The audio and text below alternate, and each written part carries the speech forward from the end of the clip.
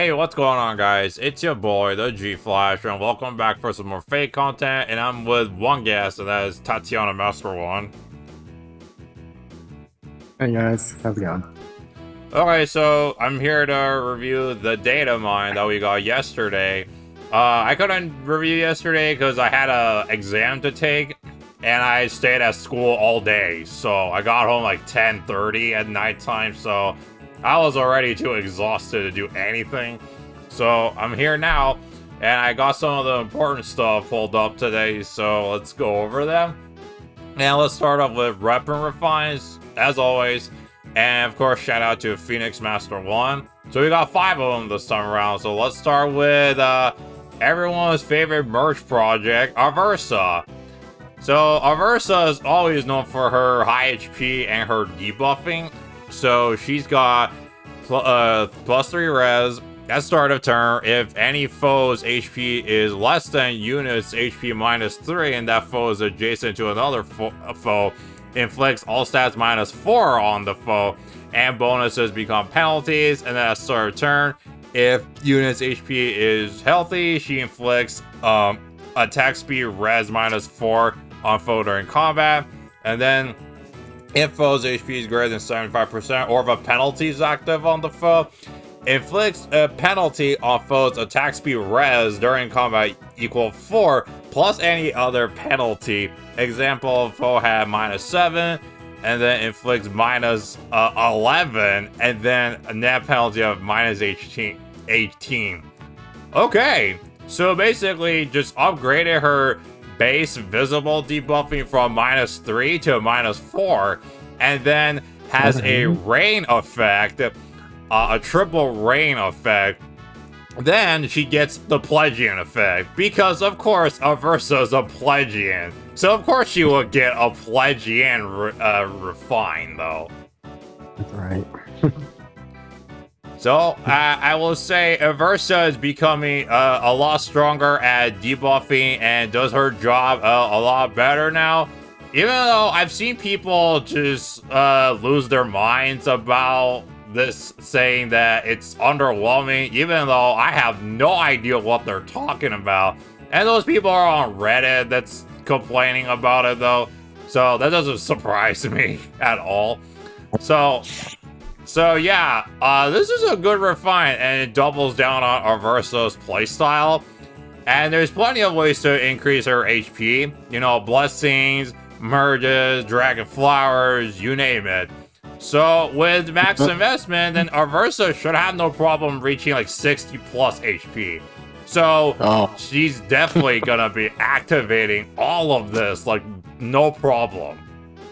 Oh yeah, would you say this is Wallheart tier? Wallheart tier? I would say this is more Garen tier, because Garen is just one like tier below Wallheart, but that's how strong Aversa is though. I would still say Wallheart is the best awakening villain with the best refine though. I completely agree with that. Oh, just imagine what happens if Gangrel gets a refine. Now that would be interesting. Oh my, no. I would not want to. I would not want to see that. All right.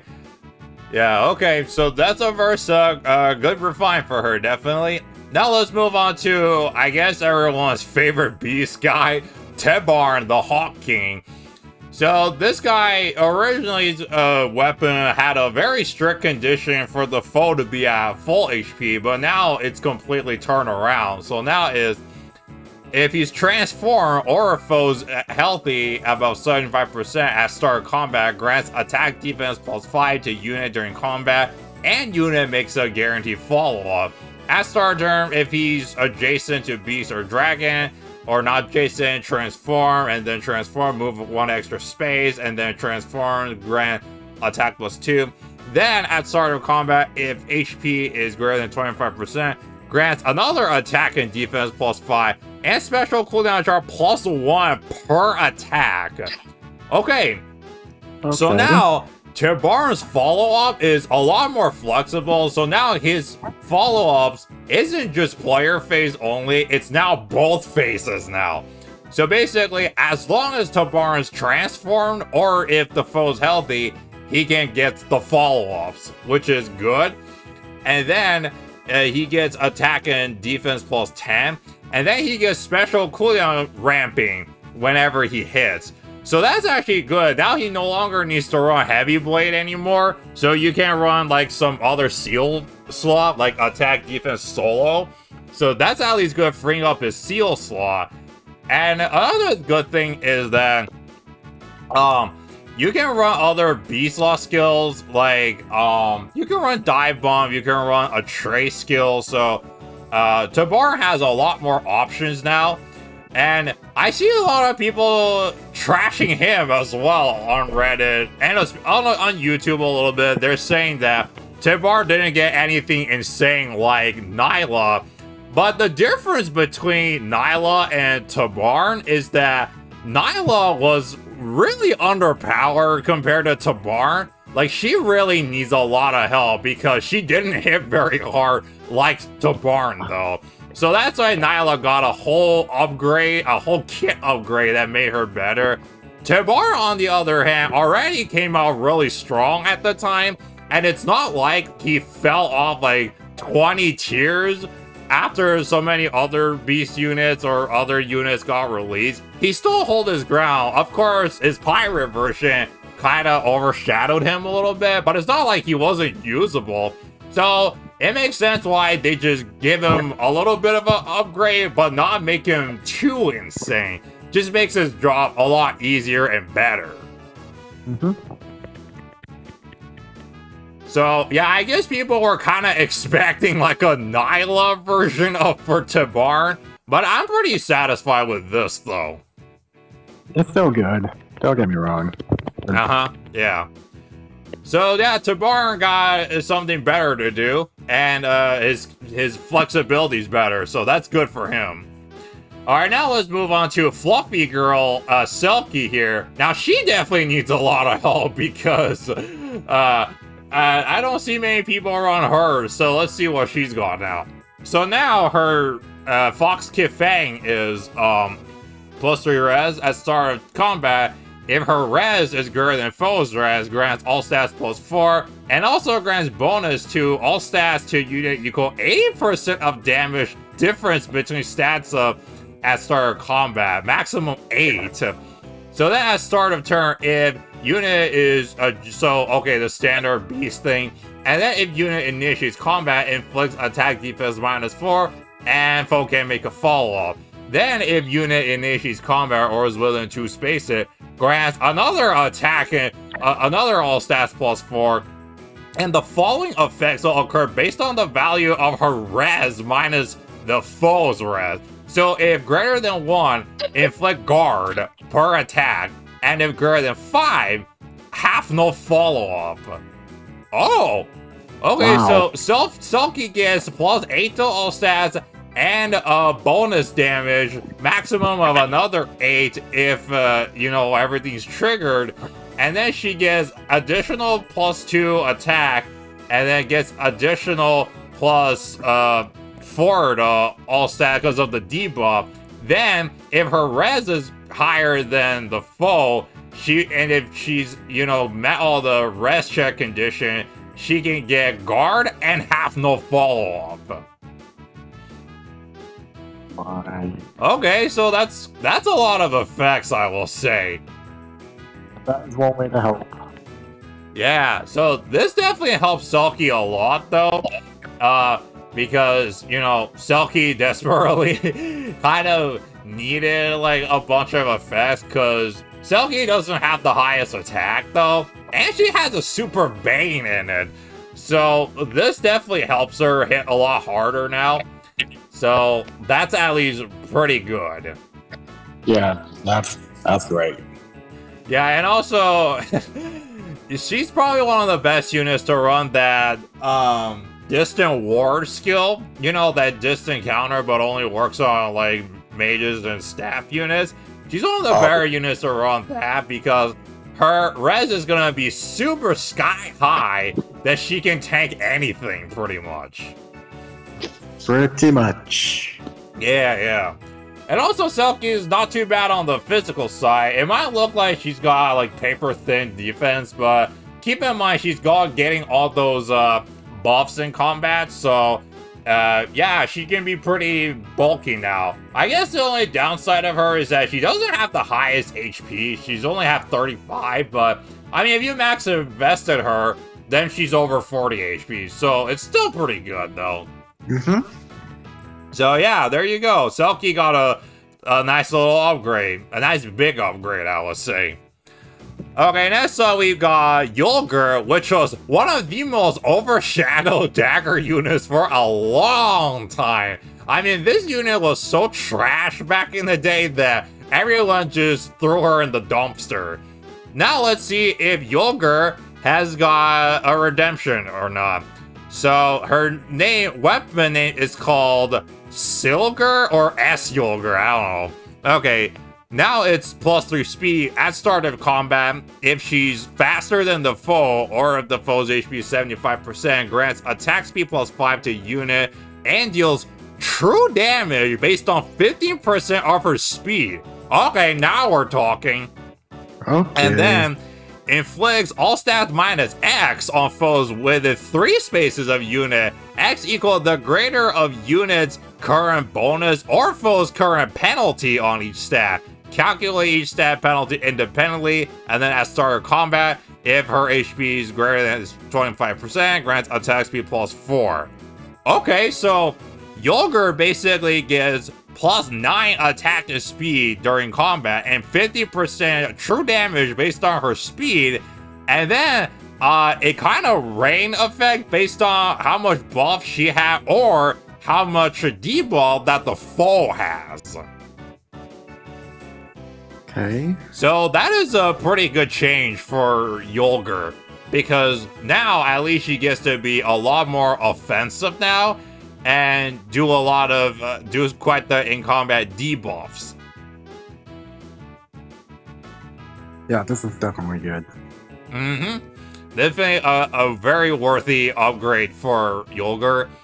So now she can just be like her sister, is just like debuffing, you know. That's kind of the thing with them. So yeah, great for Yulger, and I'll if I can refine her one day, I can't wait to play her out, pretty much. Oh, good thing I kept my. Huh? It's a good thing I kept my copy. Yeah. Okay, finally we got the seasonal one, which is Spring Veronica. So she's got Virfulnir's egg. I think I'm saying that wrong, but whatever. So this one is now at start of combat. If she's above 20%, all stats +4, and grants bonus to her attack during combat equal total bonuses on ally with the highest total bonuses within 2 spaces. So if an ally has +6 to all their stats, grants attack +24? Oh, dang. Okay. Excuse me, what? And then at start of turn, if she's within 2 spaces of ally, grants another attack speed +6. And the following status to unit and allies within 2 spaces for 1 turn. Unit can move to a space adjacent to any ally within 2 spaces. And if unit is within 3 spaces of an ally, grants attack speed +5 to unit during combat. Okay, alright, let me get this straight. So, Veronica, oh my god, I gotta do math. Okay, so Veronica gets +15 attack and speed and +4 defense and res, and then she gets bonuses to her attack based on the highest buff, visible buff of her ally. And then, so, an example is some ally got all 6 to all their stat, then she gets +24 attack. Oh my gosh, this Veronica's gonna hit really hard. Yeah, guaranteed. And then, not only that, she also has not only that, if she's within 2 spaces of an ally, she gets to move to a space adjacent to any ally within 2 spaces of her. So she's kind of having like that jump effect though. So like what's her name? The new Bonnie Sonia does, like she can jump. So yeah, that's pretty insane. Yeah. Yeah, good thing I got a Forma Veronica like back in the day, and I'm so glad I did, because this is definitely worthwhile. And good thing my Forma one also has Speed Res Rain on her, so that'll come into really good use though. Oh yeah. Mm-hmm. Absolutely. So yeah, awesome refine for Spring Veronica. Okay, so yeah, that's all the refine. So everyone got pretty good ones, no losers right here. Definitely not gonna be game breaking, but you know, they're all solid. They all have something new to play with, and that's what it matters. I really hate like whenever people just want like a refine to just be game breaking and meta changing. But I'm just like, those people don't really know. Because, and here's the thing, I'm just like, guys, you really want a refine that's like meta changing and game breaking? Okay, I'm gonna explain like this. Okay, let's just say you have a unit that has like a game breaker and meta changing refine. You know what's gonna happen to newer units that gets released, or your older units in your barracks? Nobody's gonna use them anymore. Everyone's gonna be using that one unit, and the new units will never look shiny, and then yeah, your game value is gonna start collapsing pretty soon. So you need a little bit of a balance in the game though. You can't just have everything be like Fallen Edelgard levels of broken. Everything can't be anyone's way, so it's only up to IS to do this for us. Yeah, exactly. So, yeah, like I said, everyone's got great refines this time around. Alright, now let's move on to the stats of the child units, though. And I do have the Super Booms and the Bangs up, so I'll read them, though. So, Ike right here, of course, we already know his stats. And Ike, of course, has got a Super Boon in his attack and speed, which obviously makes sense. And then Mia has got 40 HP, 41 attack, 43 speed, 32 defense, and 27 res. Wow, so she's just like Baby Ike in a way. Very, very similar stat line. And Mia actually just has an attack Super Boom, and everything else is a Super Bane. Okay, so I got the higher ground this time around. Okay. And then, Kid Ileana, on the other hand, is 40 HP, 41 attack, 30 speed, 18 defense, and 42 res. That's a pretty high res. And then Ileana's got a Super Boon in her attack and res, which makes sense. These are her strongest stats. She's going to be a good merch project because she's got a pretty good perf weapon, though. And then Soren here, surprisingly, he's actually fast, not slow, since some people assume he was going to be bulky since his weapon has a auto double, but, you know, he's fast. So Soren's got 36 HP, 42 attack, 34 speed, 16 defense, and 43 res. Oh, wow, that's high. Yeah. And Soren's got a HP Super Boom and a attack Super Boom, so that's pretty good. And finally, we've got the Tempest Trials prize is Boyd. And oh boy, this guy's got quite the stat line. So he's got 50 HP, 43 attack, 36 speed, 31 defense, and 21 res. So he's kind of like Gonzalez, that speedy Gonzalez we got a while ago. He's kind of like him in a way. High HP, high attack, great speed, and then okay-ish defense and res. And this guy's got a Super Boon in his HP and attack. So this guy's gonna be hitting 47 at base attack with the Super Boon. Oh boy. Oh yeah. So he's gonna be hitting really hard. So yeah, that's pretty insane. And we also have the skill rarity for the units, though. So Ileana, just like I predicted, has low attack res at 5 circle. I mean, why would they give you a lull skill at a 4-star? We're not at that time yet. Okay, now let's talk about Boyd's axe, because, wow, this is quite the axe. So he's got a large war axe, and it's attack +3, grants attack speed +10 to unit, neutralizes units' penalties to attack and speed, and units' first attack deals 50% true damage of his attack during combat on odd number turns. And then on even number turns is attack speed +5 to unit during combat. Okay, wow. So on odd number turns, this guy gives attack and speed +10, and then he cancels out his attack and speed penalties and deals true damage, 15% true damage on his first attack based on his attack stat. What? Yeah, so this guy hits incredibly hard on the odd turns. Now, I've also pointed out that this is actually a reference to, in the Tellius games, that whenever he's on odd number turn, he's just super strong. That's why he has like this kind of effect. So if that's the case, then good. They implemented another reference. Very good, so. So, wow. Even though there's like this odd number, even number kind of gimmick right here, I will still say you can definitely make him work, though. You can definitely still make him work. Oh, yeah. And then, of course, he's got fire boost. Yeah, that's right. A unit with a boost skill. But, I mean, he's got high HP, so I guess that makes sense. Okay.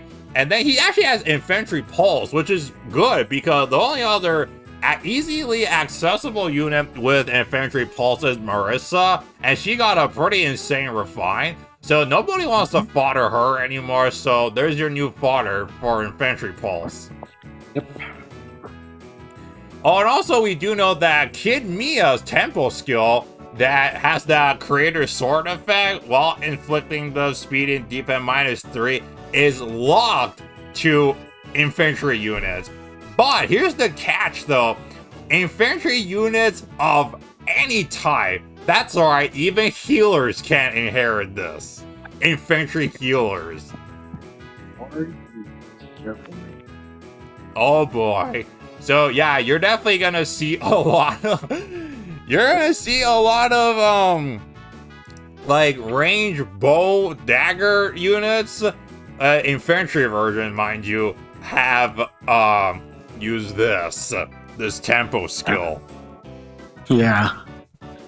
So wow, man. Okay. That's definitely quite something, I gotta say. Oh, and then finally, Distant Dart that, you know, ICAS is a 300 SP slot A skill, just like Distant Counter. So yeah, there's your speed version of the stance skill. Now, some people say this is better than Distant Pressure because, you know, Distant Pressure, you take the chip damage, except Distant Pressure activates in both phases, while Distant Dart only activates in the enemy phase. But honestly, it's just one of them takes a chip damage and one doesn't. If you don't like chip damage, then Distant Dart is definitely your go-to, though, if you're always in the enemy phase. So, yeah, that's Distant Dart for you. And that's pretty much it for this data mine as far as, like, important stuff go, though. Yeah, because, like, do we have any more information on anything else upcoming? I don't think we do. No, I mean, we do have the combat manuals that it's just this time around, and then we have the songs, and then oh yeah, we have that new trap in Aether Rays now. That the new I forgot what it's called. Hang on, let me go to my the Aether Rays thing.